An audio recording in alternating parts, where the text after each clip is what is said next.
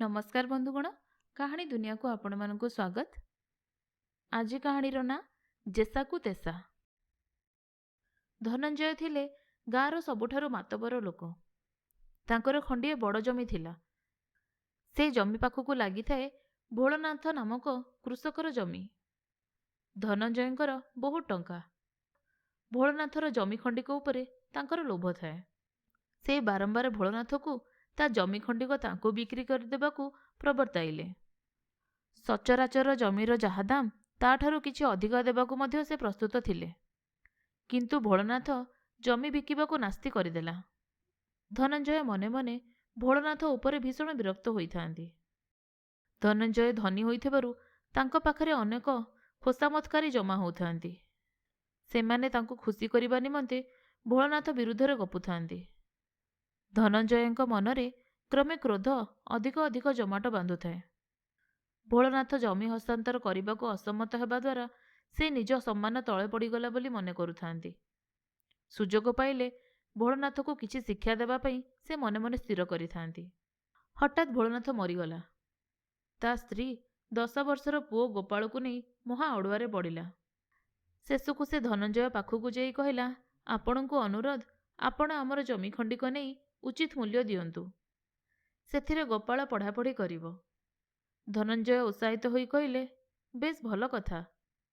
क्रमे से गोपालर माँ मनरे निज प्रति यथेष्ट विश्वास जन्माई देले। आ पचारिले, तुमे टंका तक नहीं करिवो कौन? गोपालर माँ कहिला, करज लगई किछि सुध पाइबी। धनंजय हसिले आउ कहिले, से काम सेते सहज नुहे। लोके टंका नहीं फांकी देले तुमे करिवो कौन? बरं टंका तुमर मो पाखरे थाउ। जेतेबेले तुमर दरकार हेबो सुध सह मो तुमको से टंका देबी। धनंजयଙ୍କ भली विशिष्ट लोकଙ୍କ शुभेच्छाକୁ गोपालर माँ बेखातरी करते किपरि? धनंजयଙ୍କର विपुल धन। से अल्प केते टंका रखी लाभवान हेबाकू चाहुथिबे, गोपालर माँ मुंडकू एभली धारणा आसिला नाही। से धरी नेले जे तांकरी उपकार सकाशे धनंजय ए प्रस्ताव देउछंती। गोपालर माँ ए प्रस्ताव सम्मत हेले। जमी से धनंजय को हस्तांतर करदेले। ताहा धनंजय बड़ जमी सह सामिल होईगला। केते वर्ष परे गोपालर माँ धनंजय को टंका मागिले। धनंजय अबाक हबार अभिनय करी कहिले, कि टंका? तुमे कौन टंका न नहीं मते मागणा जमी देइथिल? दुनिया रे एकथा किए विश्वास करिवो? प्रथमे गोपालर माँ भाविले कि धनंजय सब भूली जाइछंती। से विनम्र भावरे तांको तांको उपदेश कथा मने पकाई देले। किंतु धनंजय हसी उठिले आउ कहिले, गोपाल बो, तुम मुंड बिगिड़ी गलानी। तुम प्रति दया करी मु 2000 स्थले 5000 देइथिली बोली मोर मने पड़ुची। वर्तमान तुमे कहूच कि टंका पाइना हो। दुनिया रे एपरी केबे हुए? तुम कथा विश्वास कला भली पागल केई थाई पारे? चुपचाप चली जाओ। अभाव पड़िथिले मु 10-20 टंका दान देउची, नियो। गोपालर माँ कांदी पकाइले। घर को आसी से गोपाल को सब कथा कहिले। गोपाल स्तब्ध होई रही तापरे कहिला, से भाबिछि मिथ्या द्वारा आमको ठकीदेब। बेस सेही एका अस्त्र मु ता उपरे प्रयोग करिवि, से थरे बुझु। गोपालर सांग अनंतर बापा सुनारी थिले। से धनंजय को जेमिति हाड़े हाड़े चिन्हिथिले। गोपाल प्रति भी तांकर सेहीपरि स्नेह थिला। गोपाल तांको सह परामर्श कला। तांकोठारु किछि पुरुणा सुना गहना नहीं से दिन संजे बेले धनंजयଙ୍କ घरे पहुंची कहिला, आज्ञा एगुड़िक मो माँ को गहना। एहाकु रखी मते 500 टंका दियंतु। मु परे टंका देई मुकुलाई नेबी। सेतेबेले गाँर विशिष्ट लोक माने सेठारे थिले। प्रत्यह सेतिकी बेले सेठारे एकत्र होई गपसप करुथांती। धनंजय ताको पचारिले, टंका कौन करिवो? गोपाल उत्तर देला, सहर को जाई किछि व्यवसाय पाई चेष्टा करिबी। बेस बेस, आम गाँर कौनसी पुओ जाई उन्नति करू, से पाई मु सबु मन्ते साहाଯ୍य करिबाकू प्रस्तुत। धनंजय सर्वसमक्षरे निज उदारता प्रकाश कले और टंका देदेले। सेई रातिरे से अनंतर बापा को डकाई गहना तक देखाइले। सुनारी चमकी पड़ी कहिले, आरे ए गहना आपणको पाखकू किपरि आसिला? एहा अनेक वर्ष तले जमीदारको स्त्री पाई मु गढ़ई देइथिली। 2 दिन तले से खबर पठाइछंती कि तांको घरु एसबु चोरी होई जाइछि। मते गोपनरे लक्ष्य रखिबाकू कहिछंती।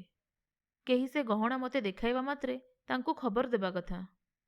ଧନଞ୍ଜୟ ଉତ୍କଣ୍ଠାଭରା କଣ୍ଠରେ ପଚାରିଲା, ମଲ୍ଲି ସୁନାରୀ ପୁଅ ମଲ୍ଲି, ଏବେ କରିବି କ'ଣ?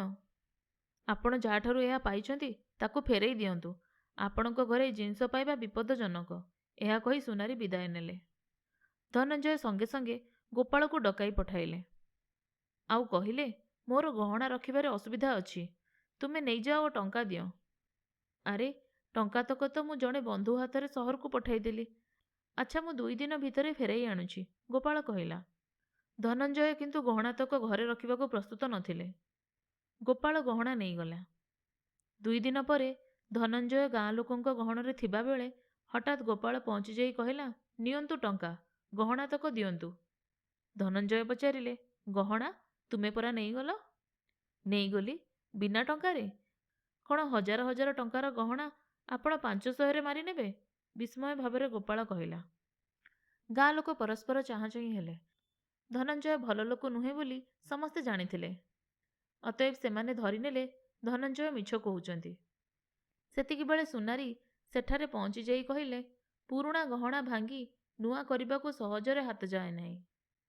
ଯାହା ହେଉ, ନୂଆତକ ଆପଣଙ୍କର ପସନ୍ଦ ହେଲା ତ? ହଠାତ୍ ପଇସା ଦରକାର ପଡ଼ୁଛି, ମୋତେ ମଜୁରୀ ମିଳିଯିବ? ଗାଁ ଲୋକ ବୁଝିଗଲେ ଯେ ଧନଞ୍ଜୟ ଗହଣା ଭାଙ୍ଗି ସେଥିରେ ନୂଆ ଗହଣା ଗଢ଼ି ସାରିଲେଣି।